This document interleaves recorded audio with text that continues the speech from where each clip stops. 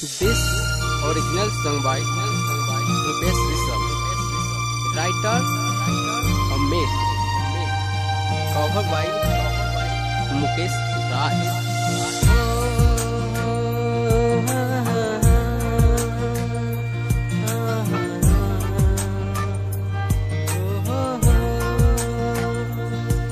तोरा याद में अखिया रोई जब शादी ताहर होई, मानो तू बात ये गोरी ना रही अपन कोई रे मर जाई,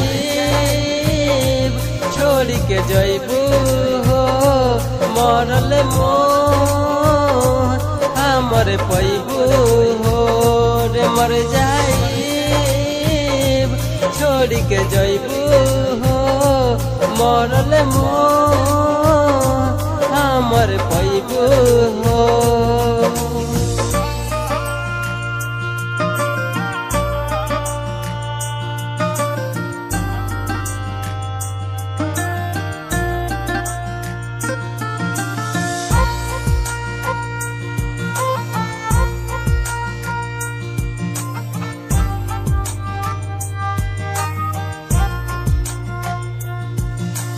तू हाउ बचपन के प्यार हो, तू हाउ जीवन हो, आस बा तोहरे बनब दुल्हा तू हमर दुल्हन हो।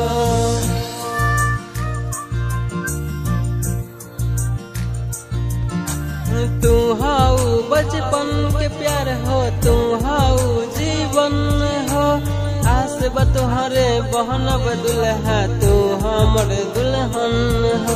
ना जई हो तू ठुकरा के जीवन में हमरा आके, मासूम नियन तोर चेहरा जियब कैसे बिसरा के रे मर जाई, छोड़ के जइबू हो मरल मोर हमर पैबू हो रे मर जाई, छोड़ के जइबू हो मरल मोर हमर पैबू हो।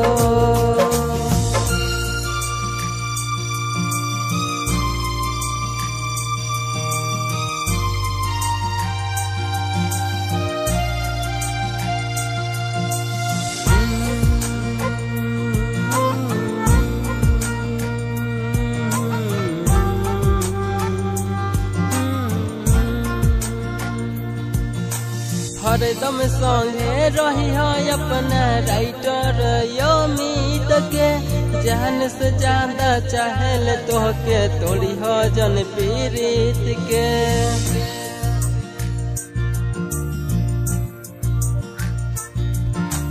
हरदम संगे रही है अपना अमित के, जान से ज्यादा चाहिल तोहके तोड़ी हो जन पीड़ित के। मुकेश न सहे पाई जानू हो तोहर जुदाई, हमरा बारे में सोच कैसे सहब तन्हाई रे मर जाई,